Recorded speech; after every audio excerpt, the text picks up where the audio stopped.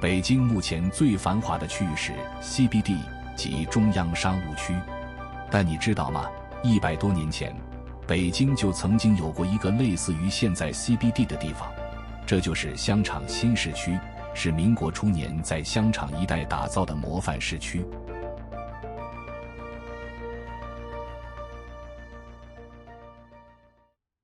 朋友们，大家好，欢迎订阅我的频道。香场新市区当时北起虎坊桥大街，南抵永安路，东起留学路，西至虎坊路，向东紧邻天桥地区，北面则与大石烂商业区南端相连，总面积约22公顷。清代称此地为香场，相传当时有些劳动者在此以手工晒香为生，故而得名。藏书家张江才先生在他的《四溪野路》一书中对当时香场地区的状况有过准确的描述：外城旧立，凡空地必须死水，附近之居民或是熟皮子，或是开染房，利用死水坑子以营其业，名曰香场，实则臭得难闻。1914年6月，在北洋政府内务总长、京都市政督办朱启潜的主持推动下，京都市政公所开始改良北京市政，香场地区被选中作为外城市政改造的模范市区试点。1915至1918年是新市区集中建设的时期，拉通了电线、电话线及自来水管道等工程设施，各条道路均为沥青马路，在人行道上铺方砖，栽种德国进口的洋槐树，建成约20座新式建筑。这一带成为当年北京最西化、最繁华时尚的地区。然而，随着1928年民国政府定都南京，香场新市区也渐渐淹没在人们的记忆里。香场新市区曾先后开辟纵横经纬14条马路，纵横交错，互联互通，分别是东西向的宝吉路、华严路、香场路、人民路、永安路；南北向的虎坊路、千儿路、大川路、万民路、华人路、乡人路、板樟路、仁寿路、留学路。万民路北起朱市口西大街，南至永安路，以古刹万民寺而名。据陈元实略、顺天府志等书记载，万民寺西元代水西安故址，明万历年间重修，清康熙年间重建，殿宇壮丽。可惜这座寺庙于清末荒废。在万民路北口路西，有京城8大楼之一的新丰楼饭庄的遗存。当年，新丰楼饭庄以经营油爆肚丝、饽饽烤鸭、杏仁元宵和素面汤驰名京师，是有名的新式山东菜馆。1935年，张大千和杨婉君的婚礼就在新丰楼饭庄举行。新丰楼饭庄之南不远是小小汽车行，它是上世纪20年代出租行业领头羊，可以说是今天汽车出租的先驱。那时汽车是个高档商品，乘坐者大都有一定的身份和地位，所以4-9成的达官显贵常打电话订车，按照用车的时间长短计费。在万民路与香场路相交路口，设立了北京最早的交通警察岗和路灯，这里是香场新市区的中心广场。路口西北角是东方饭店。东方饭店1918年2月19日落成开业，是目前香场地区仅存的保持原有名称和业态的民国公建。其初期建筑原由平面城口字形的4幢3层楼房组成，现仅存1918年建设的西楼及1953年翻建的东南楼。东方饭店是北京第一座由中国人投资并管理的高档酒店，当时北京饭店由法国人开办管理，6国饭店是英国人奠基主事，唯有东方饭店是中国人创办经营。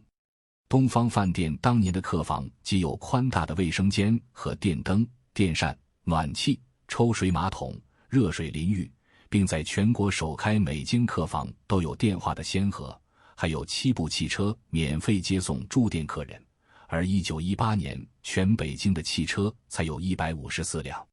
上世纪20-30年代，东方饭店留下了众多知名历史人物的足迹，见证了五四新文化运动和北伐战争等重大历史事件，曾经辉煌一时，闻名遐迩。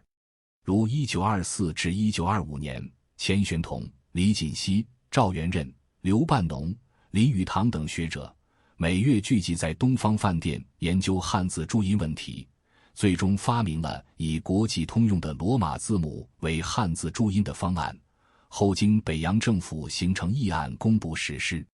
1928年6月10日，白崇禧率部进入北平，在东方饭店召开英美记者招待会，宣布北伐胜利。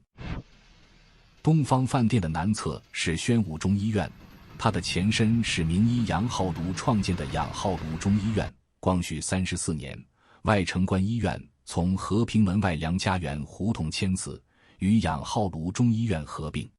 民国初年，朱启潜将医院改建为人民医院。这所医院所设的中医一长、西医一长还沿用清朝官衔。1927年秋，被裁撤了的内城关医院也合并到了人民医院。香场路与万明路交叉路口东北角曾有一栋外形像轮船、高4层的建筑，这就是北京新世界游艺场。1918年2月11日正月初一，大世界开业，是仿照上海大世界而建，内设书场、剧场、影院、杂技场等，楼中有电梯，楼顶有花园，是当时北京较高的楼房建筑，游人众多，在当时繁华一时。这样一座集娱乐、饮食及购物为一身的综合性商场，可以说是今天北京各大购物中心的鼻祖。1919年6月11日晚，陈独秀带着起草的《北京市民宣言》同高一涵、邓初等人在大世界屋顶花园抛洒传单，遭到逮捕。后在各方营救和社会舆论下，北洋政府于9月16日将陈独秀等人释放。1928年国民政府定都南京后，大世界的生意一落千丈，不久就宣告倒闭，一度改为白崇禧的兵营，后来又改为北平犯人收容所。1949年后，大世界大楼先后被一些单位使用，上世纪80年代大楼被拆除。香场路与板樟路相交的丁字路口东北角，是曾经仅存数年的新民大戏院旧址。这是一座京城首次自称戏院的剧场，开业之初以上演京剧为主，并首推在京城戏院购票入场、对号入座的先河。1927年6月，新民大戏院改称新民电影院，专门放映电影，并在夜场加奏西洋音乐。1927年11月14日，一场大火将新民大戏院吞噬，仅存8年多的新民大戏院就这样结束了它的历史。华严路上有一处历史遗迹华康里，仍保留着100年前的建筑形制。前脸是一座座北朝南的2层小楼，楼中间宽敞的拱券大门门额上，以楷书写就的华康里3个大字。从旋门洞进去后，一条3米宽的主巷纵贯南北，主巷两侧各分布着格局整齐的5个独立院落，房子都是青砖硬山和瓦屋面。华康里最初是做妓院设计的，后随着香场新市区的萧条改为民居。仁寿路因为路南东侧的仁寿寺得名，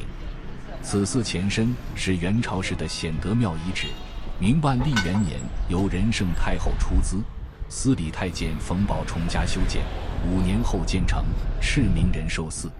清代乾隆年间重修，如今寺庙不存。仁寿路中部路东有一处叫做泰安里的建筑，它也当时新市区的标志性建筑之一。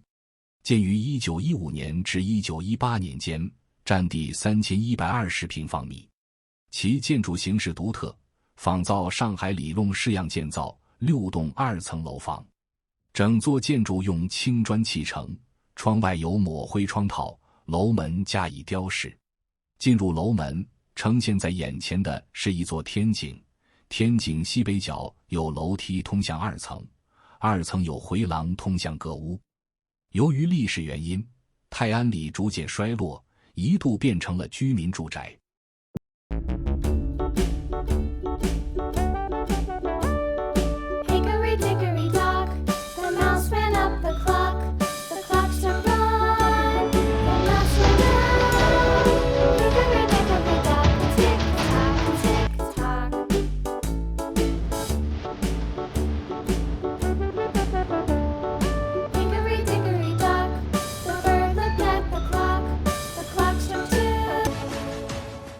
2023年4月，泰安里完成修缮，成为集社交、创意、阅读、美食、文化体验于一体的综合文化艺术区。